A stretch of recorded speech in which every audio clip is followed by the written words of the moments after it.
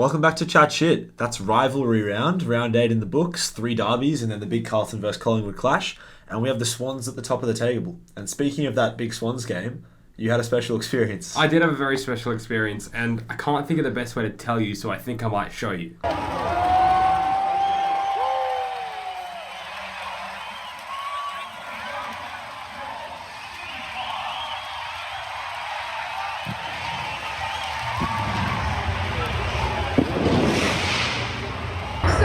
Between the Sydney Swans and Transport for New South Wales is all about putting road safety at the front of everyone's mind. So, with that in mind, we have challenged two of our Swans fans. We've got Aiden here and Kai as well to catch a few high balls that we're going to throw up. This is just a practice to get your eye in.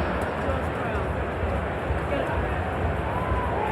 job, he's doing well. Alrighty, Kai, you've got to practice. This is the real deal. Aiden, are you ready? Up your hop. This is the real deal. Let's give a bit of encouragement, SCG. He's got it. Alrighty, Kai, you ready? This is your chance.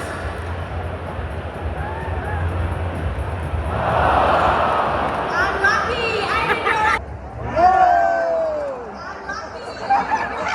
So yeah, as you saw, I got to do the Guard of Honour and I got to do the catching mark competition at quarter time, which I won. Incredibly challenging, ball went miles up in the air, but yeah, we won. I'll show you the prize next week or the week after. But yeah, pretty cool experience. I won a competition midweek, but we'll jump straight into the podcast. Top 5 of the round, you kick us off. And just so you know, we're halfway through the Brisbane Gold Coast game right now. So if Lockie Neal right now is on 24 disposals. Let's talk about that. Yeah. Let's talk about what we've seen in the first half of the game. Because I was hesitant to start to record the podcast now because I was so interested in what was happening in this game. Gold Coast have had no energy whatsoever. But it's not just energy. They've got it wrong. No effort, but they've got it wrong with Lockie Neal. We've seen the last 2 weeks previously, it's been a hard tag. He hasn't had a metre free. Everyone's been getting into him, hip and shoulder, everything, and he's struggled. Yeah. We've seen him in 10 metres of space. I remember that one stoppage where it was in the forward 50 stoppage. Forward 50 was a defensive 50 stoppage, and Lockie Neal's there, no one near him, 3 metres of space either side, and then he's just walking through the ground. He's picking it up at defensive 50. I couldn't believe what I was seeing. How free, arguably the best player in the competition when he's not tagged, was just running around having a good time. Yeah, I'm guessing that Lockie Neal would easily end up in this top 5. Yeah. That first half performance almost locks him in there. But we're going to do it outside of that final game because we haven't seen the entirety of it. Yeah, 100%. Okay, I'll start us off in number 5. Yeah. I have Zach Merritt in number 5. Have you got him in there? I have. I've got him a little bit higher than you. Where? I'm at number 3. Okay, you want to talk about it? Oh, you know what? It was against West Coast, but we've seen in the past few weeks West Coast have been a much more formidable side than what we were expecting in the preseason. And he wasn't really getting it done in the first quarter. Didn't have a lot of touches, so he went further forward. And what did he do? Put in a captain's performance, kicked 3 big goals, and then had a massive second half as well to really bring home his side, which turned out to be a pretty close game. I think he was clearly 3 goals, 20-something touches. Yeah, 28, I think. 28 touches. So yeah, it was an amazing performance. That's a top 5 performance in my books. Probably a 3-vote Brownlow performance as well. Yeah. Who do you have at number 5? Number 5, I had Clayton Oliver. Okay, I didn't have him in there, but I love that call because you know what, he's had a tough couple of weeks. I guess he was sort of coming back from a little time off, a little bit of a hiccup in the off season, but I think that's what we want to see. That's what we expect from him, going in, getting the hard ball, really getting it done, putting his team on his back. Petrarca had another quiet game, and an inexperienced Geelong midfield. I think it was Tanner Bruin, Ajay Clark, O'Connor. So I can't think of the other couple. But yeah, he really dominated that midfield and was a huge part of why they won the game. Yeah, I think Clayton Oliver seems to be back at full fitness, which is why we're seeing the best of him. And I think Clayton Oliver has been one of the best midfielders, top 3 or top 5 midfielders in the competition over the last 5 years. I think it's fair to say. Yes. And when you compare him to some of the other guys, he isn't necessarily top 3 or top 5 for skills or class. It's the fact that he is so powerful and energetic. But and we also saw fit and consistent as well. Yes, and consistent. And he has a way of finding the footy. He's got great hands, but he gets to every stoppage and is always moving at every stoppage. And so he needs to be at full game fitness to get the best out of him. And so now that we're seeing him at this point in the season reaching his best, that's an amazing sign for Melbourne. Oh, it's really good to see. It's really good to see. Who do you have? At number four, Number 4. I had, and this is where every single week I have a rule where I have the best defender in. If there is a standout defender. Okay. Who do you At have? number 4, I have Jake Lever. Okay. Oh yeah, he had a great game. Yeah, I think I'm going to talk more about it in a second. But that entire Melbourne defence was really on top of Geelong, and that was just a huge win. Jake Lever, I think, was the best player in that Melbourne team. I know you'd probably argue it was Clayton Oliver, but Jake Lever just really dominated. Well, like when we've seen the best of Jake Lever, he's just always in the right spot, reading the play better than anyone else, and he did that all night. What's the saying? Forwards sell memberships, midfields win premierships. No, isn't defence? Defence wins premierships, and midfield wins. Votes. Brownlow votes, something like that. But yeah, my number 4, I Jake Saligo. I have him at number 3. And number 3. So we've got our 5. You want to tell us about Jake Saligo? He's been arguably the breakout player, midfielder of the competition this year in terms of improvement from previous years. I think early on in the year, pretty much everyone was saying that Adelaide needed some sort of change in their midfield. While Matt Crouch, Jordan Dawson and Rory Laird are all big names who are great players. It's a lot of the same. They didn't have any youth in there, any explosion, any difference. And that's what Jake Saligo has brought, as Adelaide have now found form. Got a huge win this week against Port, dominating a team that they were expected to lose to. So Jake Saligo, he bursts away from stoppage, and he was the best player on the ground by quite a bit. An absolute mile. He won the medal at the end of the game for best on ground as well. And he's just tough. He just seems like such an annoying player to play against, because he's like, in a similar way to Matt Rowell, if you try to tackle him, he's going to wriggle his way until the umpire blows the whistle. So he's a really impressive player that has brought a lot of energy to Adelaide. How I like to judge midfielders is how damaging their touches are. And from what we saw in that last game and the previous weeks, he was criticised a little bit for the performance the week before when he went back to take a mark and he almost got scared that someone was going to come through the back of him. But when you can burst through a stoppage, like you said, and you're winning the hard ball, I think at 15 contested possessions, it really shows up. Yep. So that was huge. So you had him at number 3. So we've got our 5-4-3 done. We've got our 5-4-3 done. You tell me your 2. My number 2 was Nick Dacos. I've got him at 2 as well. At number 2. So yeah, he stepped up in the big moment. He needed a point, but he kicked a goal when his team really needed it. I think 32 touches. I don't really know what to say. He does the 2 goals, 32. He does the same thing every week. Yeah. He's, when you talk about someone who gets a lot of disposals and damaging disposals, that's Nick Dacos, and the most damaging. Scores level, a minute left, and he kicks a goal from 40 out, almost on the boundary, to St Carlton at the MCG. You just knew he was kicking it as well. As soon as he got that ball behind the stoppage, it was going straight through. It seems scripted almost. Nick Dacos, winner from the boundary against Carlton, in front of 95,000 at the G. But yeah, the one thing I don't like is the thing that Nick Dacos doesn't win the hard ball. He really does. That is talk that goes around. He really does win the hard ball. I mean, he averages one of the most top 5 or top 10 contested possessions. Really? I didn't even know that. So he is winning a lot of hardball. I think he had 15 or 16 in this game.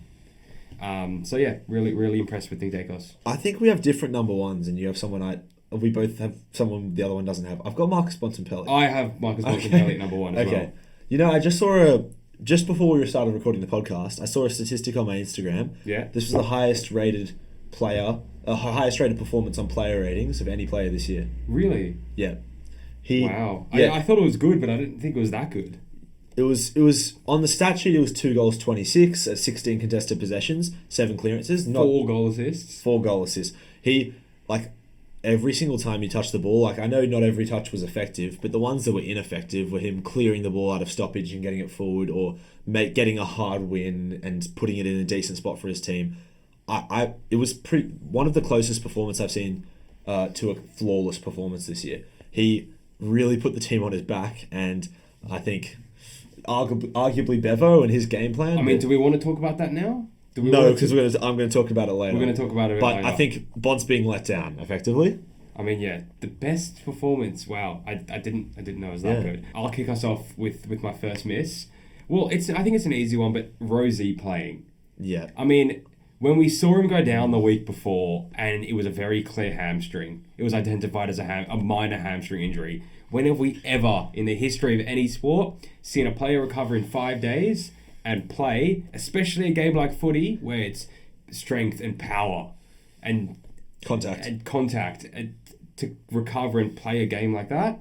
And then what happened? Inevitable. He probably made it worse. It was minor, maybe 1-2 weeks. Wouldn't be surprised if it's 2 to 4 weeks now. Yep. So I think that was a big thing on their part. They said before the game that nothing showed up. Ken admitted after the game was his fault. So clearly they weren't 100% confident that he should have played.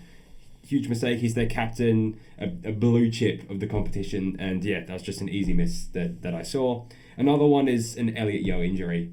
I think he's in all-Australian form at the moment. I think that's a general consensus amongst the league. He plays about 60 to 70% game time a week and is incredibly effective when he is on. But I think he'll say it himself, he had a good run. I think it's really tough. He hadn't played 3 consecutive games in about 3.5 years before this year. And what he's got, 8 consecutive games playing top level of footy. It's unfortunate. I really hate it because I was really hoping he could go the whole season and be in that all-Australian conversation. But no, it's the soft tissue injuries. I wouldn't be surprised if he comes back and he does another one. But yeah, those are both my misses. So my first miss was about Bevo. And I was going to mention it in the context of Sam Draper's comments on a podcast. I forget whose podcast, but... I think it was Clubby Sports. Yeah. You might have seen Sam Draper making comments basically saying that Bulldogs players are going to leave if Bevo stays. Yeah. And honestly... Well, like I've got 2 things to say here. Which one is it's an irresponsible thing to say as a current player in the AFL, and that's what Brad Scott mentioned. Sam Draper got dropped. Brad Scott says that's not why he was dropped, but he was very disappointed in Sam Draper and had that conversation with him. But the second thing I've got to say is he's not wrong. While it's an irresponsible thing to say, he's not wrong. I knew that was coming. I knew that was the punchline coming because I agree. Yeah, I think his time has to be up, whether it's mid-season or at the end of the season. There's just too much talent on this Bulldogs roster to be clawing for 8th place every year. Well, they're going to year. lose this Premier. They're not making the finals. They're not making the finals. They've got talent to be fighting for, I think, for even a top 4 spot. The players that they have and the personnel that they have on the list. And I think they're just potentially moving out of that window. I mean, Bont's getting on. Tim English is getting on. Tom Liberatore, Adam Treloar, Jack McRae, that entire midfield is getting towards the end of their window. 100%, and yeah, it's really disappointing to see a guy like Bont, especially an incredible player, just being let down by some other players in his team and the coaching staff. Yeah, and I'd say my second miss was a weird one because it's a team that won. Okay. On Essendon, I just think we're being deceived by where they are on the ladder. They're 5th on the ladder. I don't think they make finals. Wow. I think the Essendon edge. They've had a run of close wins, and when they've lost big against Swans and Port. I think the footy that they're playing is not a top 8 profile, and with the strength around the league, I think this falls. While they've found some good players around their midfield, Darcy Parish seems to be back, I think they just don't have the personnel up forward long term, and they don't have the balance up there. Yeah, they beat Hawthorn, St Kilda, the Dogs, West Coast, and Adelaide. Yep. So yeah, they haven't taken a scalp yet. Obviously, they drew with Collingwood. The 2 games that they've played against what I would say are the best 6 or 7 teams in the comp, which have been against Swans and Port, they lost big. And I don't think that this is sustainable. While they have one of the easier runs in the league in terms of the teams that they play twice, I don't think they hang on to finals. They could, but that's my call. I like it. So it's similar to what we saw with Geelong a couple of weeks ago. They hadn't really had a tough opponent, but I feel like they've passed that test. Yeah. Okay, I'll move on to my first hit. I think I'm going to say James Sicily on playing real footy. He dislocated his shoulder. That takes most guys out for the game. Then he rolled his ankle. Again, it looked pretty bad. Might take most players out of the game. Then he was going up for a marking contest. I can't remember. I think Norton kneed the back of his head trying to get on his shoulders. Again, he continued to play. And then what did he do? He kicked the winning goal. I love this man. That's what you want from your captain. That's exactly what you want. Imagine a guy goes down with a dislocated shoulder, get it popped back in, he comes back, he's playing on Aaron Norton, Ugle-Hagan, good forwards. Back-to-back wins for Hawthorn. Back-to-back wins for Hawthorn, and this guy is a huge part of their team. He hasn't been himself or what we expected of him from last season. And when you see your captain doing that, like getting absolutely battered and then coming back and wanting more, really lifting the team. I don't remember, did you see his reaction when Nick Watson missed that goal? Yeah, he was. Yeah, but you can see how much he cares. Yeah, exactly. I think whether as you say, Sicily was an All-Australian and is one of the better defenders in the league, but he's not been himself.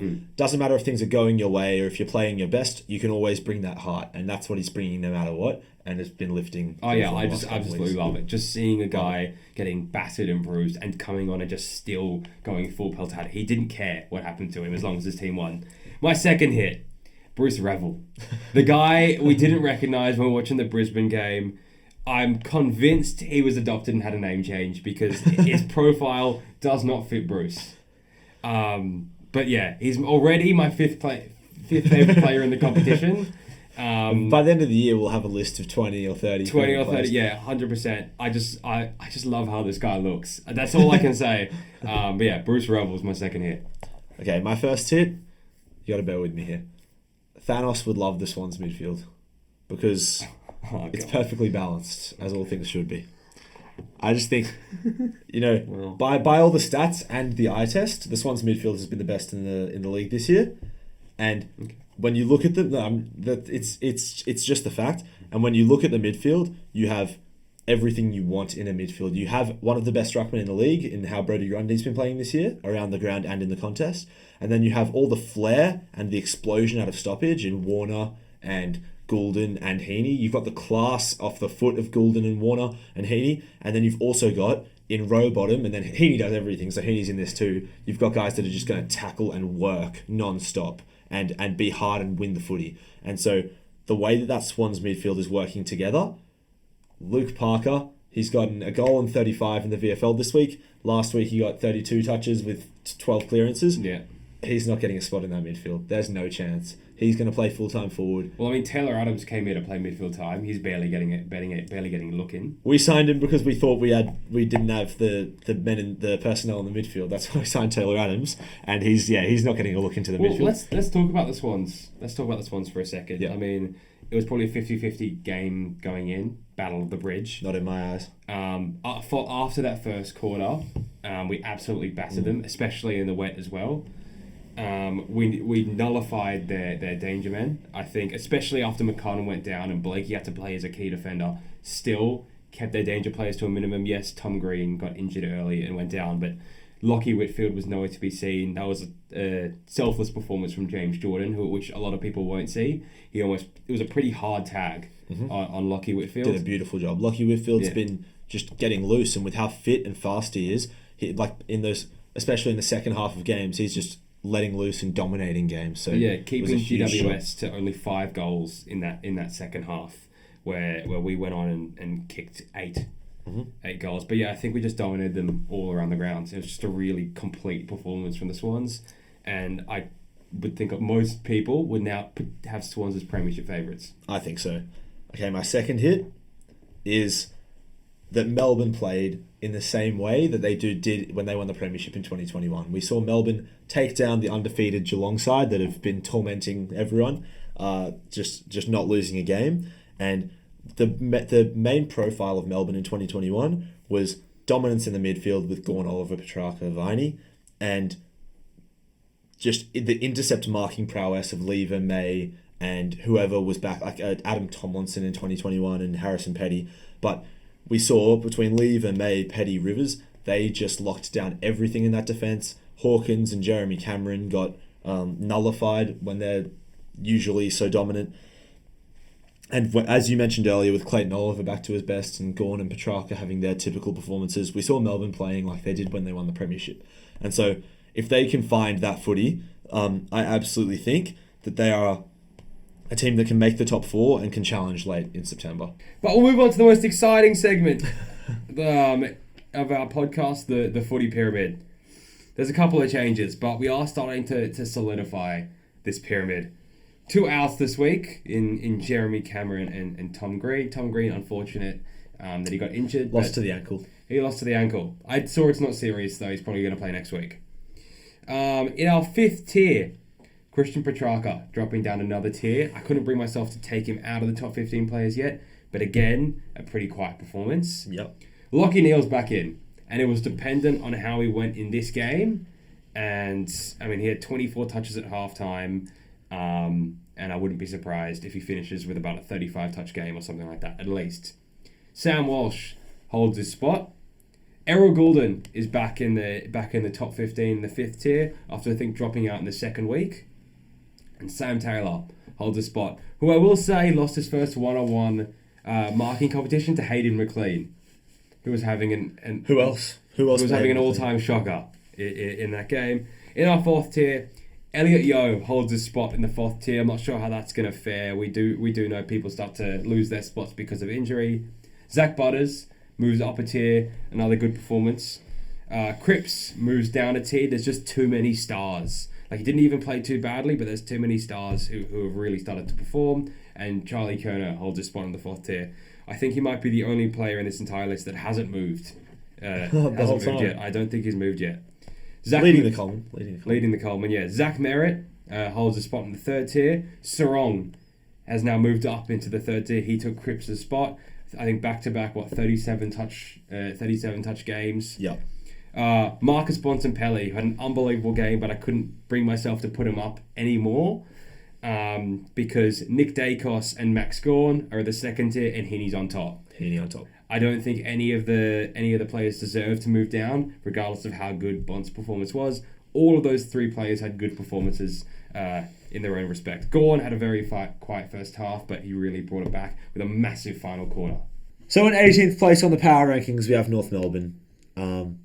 0 from 8, the only team that hasn't won a game now. And then in 17th place, we have, moving down a spot, Richmond. Yeah, fair enough. Hawthorn have won 2 straight. Richmond were dominated again. And so Hawthorn go up to 16. What a win that was against the Bulldogs. And they're such a fun team to watch when they're playing solid footy, Hawthorn. And I really hope, I like Sam Mitchell, and I like a lot of the young players in that team. I hope that Hawthorn start to build in the second half of this year. Then we've got West Coast. And then in number 14, we have the Bulldogs the Bulldogs with Bevo. If Bevo goes, with the talent on that list, I can't see Bulldogs staying at 14. Okay, so they moved down 2 spots. They moved it down to 14. Then in 13, we have St Kilda, who got a big good win against North Melbourne. They don't count. They don't count. Hey, he said it, not me. But we'd love to see them kick more than 9 goals against a team other than North Melbourne. So we'll see next week. Up next, we have Adelaide. And, hey, that's a great game against Port Adelaide. As you said, Port Adelaide could have kicked a lot straighter and made it a different game. But a 30-point win's a 30-point win. You've still got to go out to win the game. Yep. And we like the energy we're seeing from Adelaide. Next, we have Gold Coast. And this is somewhat dependent on how the next 40 minutes goes. Yeah. But that first half was terrifying. If you're a Gold Coast fan, that was just really, really cool. A derby as well. You've got the crowd with you. It should be really good energy inside the stadium. I don't know what the reason is for it. The players should really be up for it as well. I was just baffled. The tactics, the players, they just didn't seem like they cared. In number 10, we have Brisbane, who... moving up a spot, yeah. In that first half, put up a good performance. They didn't have to. But they didn't have to. I think most VFL sides would have beaten that Gold Coast side of the first half. I agree. In number 9, we have Essendon, who sit at 5th on the ladder, but the percentage is 95. You look at the stats and the analytics, they're not a team which is in the best state in the league right now, I don't think. Well, and I don't see it being sustainable. There was a team that won a lot of close games last year, and they actually ended up winning the premiership. So, don't tell me that Essendon this year is like Collingwood was last year. I don't want to hear that. Just saying. Port Adelaide in number 8. And okay, moving down 2 spots. They moved down 2 spots, and they're on fraud watch, as Daniel Gorringe would say. I don't know if you see those videos. I have seen it on the whiteboard. Yeah. Port are on fraud watch, I think, more than any other team. They need to find something better in their forward line. I think while they have an incredibly talented midfield, which is super exciting, it's young and exciting and will be good for a long time, I don't think the connection between the midfield and the forward line is there at the moment. And you can see that, like in that game against Adelaide, where part of it was poor goal kicking, the inaccuracy, but part of it was not creating easy opportunities for themselves. Another thing about Port Adelaide, they're actually the second worst team when the ball hits the ground in their defensive 50. Interesting. So, I mean, okay, you know what? They're the worst team. North Melbourne don't count in the stats. Yeah. But yeah, once you can get it to ground, if Radagalier or Zerk Thatcher aren't taking the mark, 17th worst team. Wow. That's a good stat. Good pull. In number 7, I've got Freo. The midfield was amazing again. the Farmers, Fremantle Farmers, they should be called instead of the Fremantle Dockers. They just rack up so many disposals between their midfielders and then Luke Ryan and Jordan Clark at the back. Yeah, they control the footy, and when they control the footy, they do pretty well to win games. And Fife barely even play today. Yeah, they have so much confidence in themselves at the moment. They had the luxury of resting Nat Fife, and then Brayshaw, Sarong, and Hayden Young carried the load with Matthew Johnson going in there, 25 and hits the scoreboard. So that Freo performance was really, really promising, even though it was against Richmond. And then in number 6, I have Carlton in 6. Oh, okay, interesting. We know how talented they are. We know that they have that style where they can win tight games with guys like Patrick Cripps leading them. But hey, at the moment, I think there's 5 teams that are better, and I think there's a really, really strong best 6 teams in the league, and I've got Carlton at the bottom of those 6 teams. Okay. At number 5, I have Melbourne.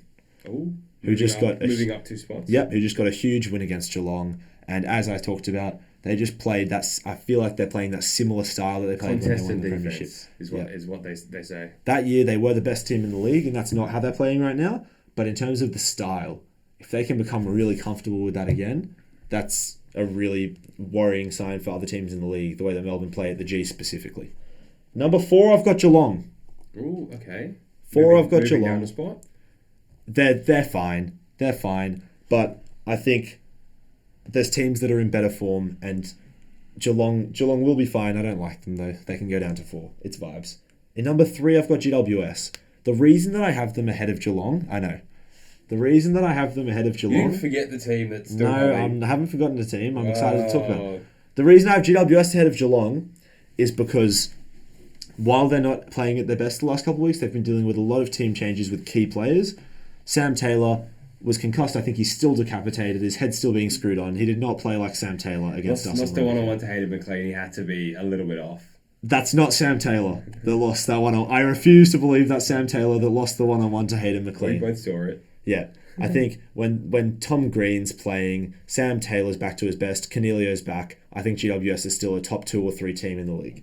Number 2, I have the Collingwood Magpies. Wow. I like it. I like it. And the reason is a power ranking. With Collingwood, I get a very visceral feeling that I'm scared of them. I'm very scared of Collingwood more than I'm scared of any other team. And I think that goes back to being at that semi-final 2 years ago in 2022. Oh, my God. Where we were up about 30 with 15 minutes left. And you knew they were coming. Collingwood kicked 5 goals in the last 15 minutes, and we had Millsy, Rampy, and pretty much every defender in our back 6 diving on the ball to try to knock it through for a rush behind to win by 1 point. When it just hit the post? Just hit the post. I feel like I'm going to throw up. And I just thinking about it, I'm getting that feeling now. And Collingwood getting that sort of win against Carlton, those are the exact sort of wins that we saw them getting last year when they were on their way to a premiership. Then in number 1, we've got Sydney. I think anyone doing this... Topping your power rankings for the first time? Topping the ladder, topping the power rankings, best form in the league, just taking down the hometown rivals. Best percentage by a mile as well. Yeah. I think the Swans are the benchmark right now. They have the best midfield in the league. They have the best string of small forwards, and the defence just fills in. The one thing we haven't mentioned is that Tom McCartan went down early against Jesse Hogan, who is against a group of tall forwards for GWS, which have been dominant. Callum Brown, Jesse Hogan, and Aaron Cadman. And Jake Riccardi is 6'6" as well. Yeah, the way that Longmire is able to set up our defence so that undersized defenders can find a way to fill in and help each other out against key forwards. I'll never understand it. We've always been able to do it in this Swans team, just having undersized defenders. It's not even like we have star names across the back line. Defense. Yeah, agreed. Dane Rampy back made such a huge difference. Oh, 100%. He could play on anyone in the league. He's that good. He's that intelligent at playing in the defense. Yeah, the umpires won't do it, but I said if I was umpiring that game, I'd give Rampy 2 votes and Hayward 3 votes. But yeah, the whole team lifted against GWS, and I think Swans are the best team in the league right now. I like it.